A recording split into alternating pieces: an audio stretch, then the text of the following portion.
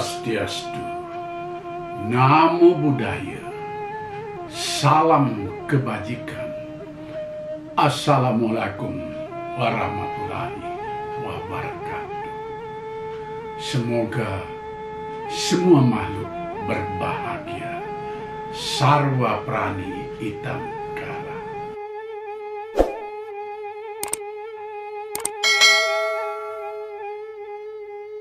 Inilah sepenggal kisah di sela perang Bharatayuddha, perang saudara antara Pandawa dan Kaurawa. Kedua pasukan yang akan berperang sudah mengambil posisi siap tempur, saling berhadapan. Namun para pemimpin mereka tetap menjalin dialog dan saling mendatangi. Kaurawa dipimpin oleh seorang yang gagah perkasa, panglima perang, Maharsi Bhisma. Gelar Maharsi itu menunjukkan bahwa Bhisma sesungguhnya adalah pandita atau ulama, sebutan untuk masa kini. Pandawa dipimpin oleh panglima perang Arjuna, seorang kesatria sejati. Para prajurit berbaris dengan penuh ketegangan, penuh kecemasan, dan penuh kekhawatiran. Pertempuran yang dahsyat akan segera terjadi. Pertumpahan darah tidak dapat terelakkan lagi.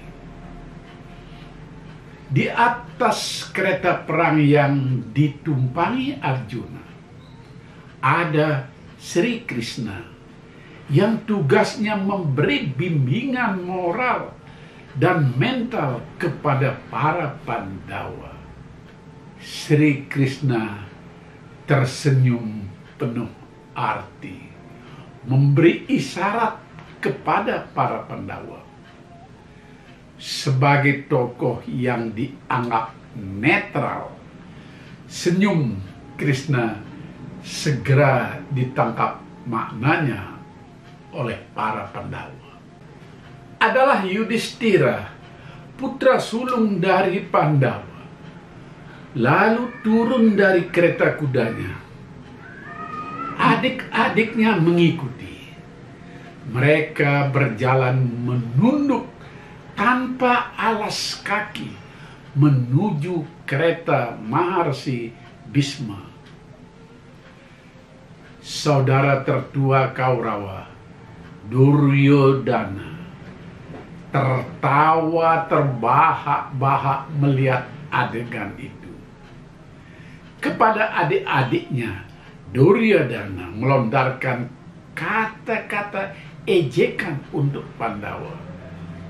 Hai saudara-saudaraku, apa yang kalian lihat? Ternyata Pandawa bermental tempe. Pandawa takut dengan kita yang punya bala tentara yang gagah perkasa. Mereka menghadap panglima kita dengan menunduk tanpa alas kaki. Itu berarti mereka akan menyerah kalah. Mari kita sambut kemenangan ini. Ketika disadari Pandawa menuju ke hadapannya, sang panglima Maharsi Bhisma turun dari keretanya menyambut kehadiran para cucu terkasihnya.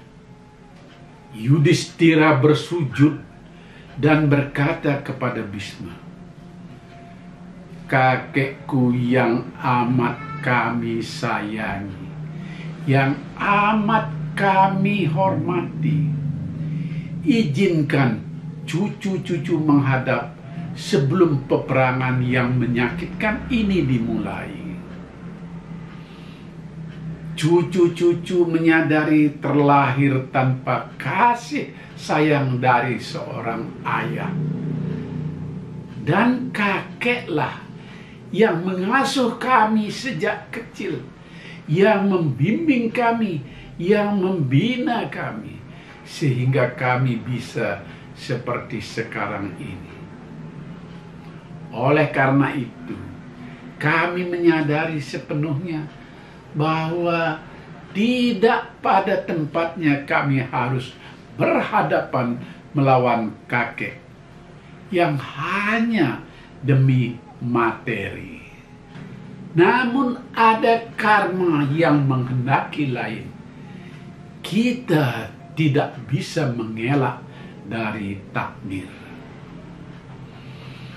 Maharsi Bhisma menepuk bahu kelima Pandawa itu satu persatu.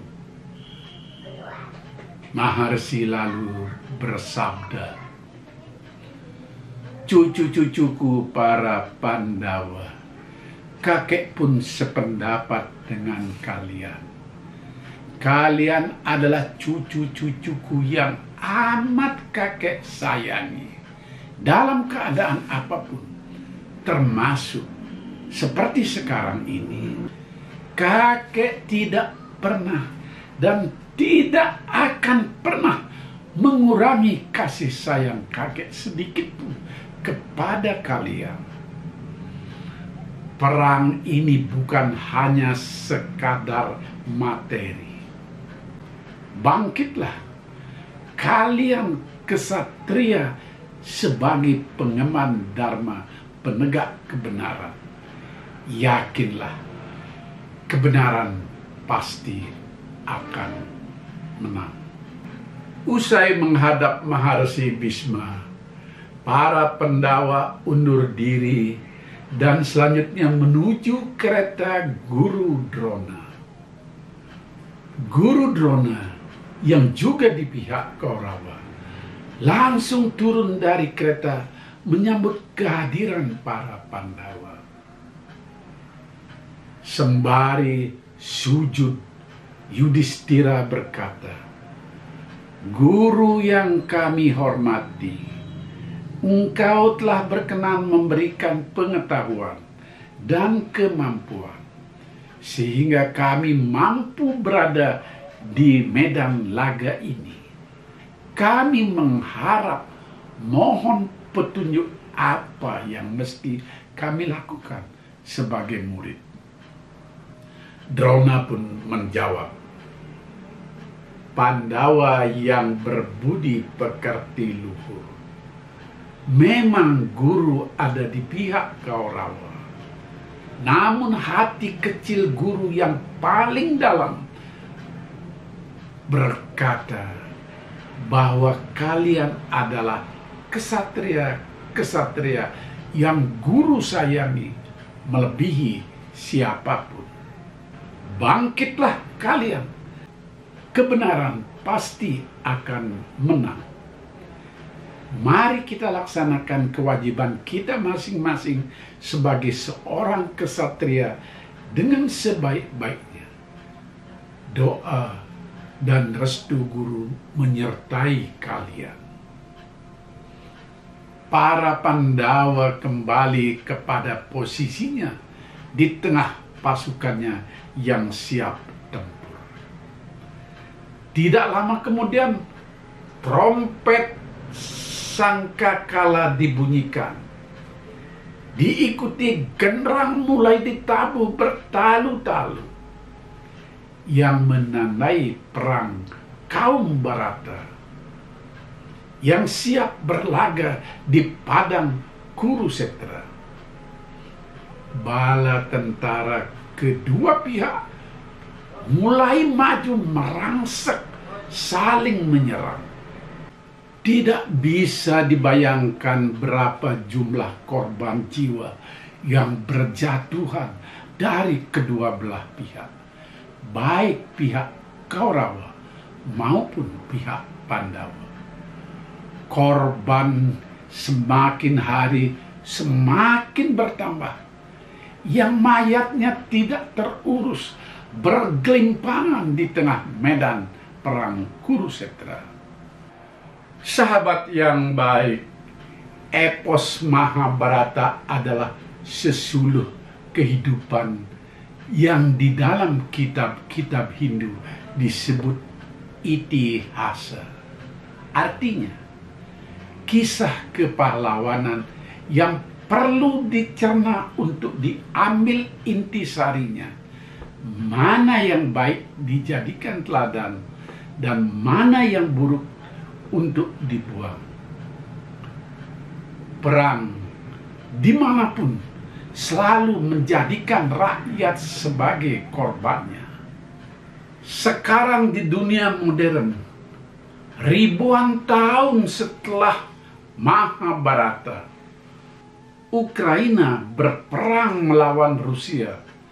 Yang menderita adalah rakyatnya. Presiden kedua negara itu tetap saja berada di istananya. Bahkan sambil menerima tamu negara dari pihak yang menyebutnya netral. Dan sang tamu berupaya untuk mengajak berdamai. Namun perang tetap berlanjut. Sekarang ini partai politik mulai melakukan ancang-ancang untuk berperang dalam tanda kutip menjelang pemilu 2024. Atau mungkin lebih tepatnya adalah pura-pura berperang, pura-pura berseberangan. Namun yang terlihat adalah para pemimpin itu saling berkunjung, makan bersama, ketawa bersama. Sementara yang terjadi di akar rumput, para pengikutnya sudah saling memaki dan menghujat. Ungkapan cebong dan kadrun tetap saja hidup. Cebong dan kadrun. Kadrun itu adalah kadal gurun. Semua nama-nama binatang. Bayangkan perseteruan di akar rumput sudah memakai nama-nama binatang. Betapa menghinanya. Pertanyaan besarnya adalah, apakah nanti pada pemilu 2024 akan terjadi semacam Baratayuda di negeri yang tercinta ini, di mana rakyat gontok-gontokan? Jangan sampai hal itu terjadi. Ironis jika itu terjadi. Sementara pimpinan partai, tokoh-tokoh yang ada di pusat tetap akan menikmati kursinya. Mereka sejatinya lagi berebut kursi dan materi, dan mereka bukan kesatria sejati. Karena rakyat hanya diadu untuk memuaskan nafsu kuasanya. Sampai jumpa pada renungan saya berikutnya. Salam damai.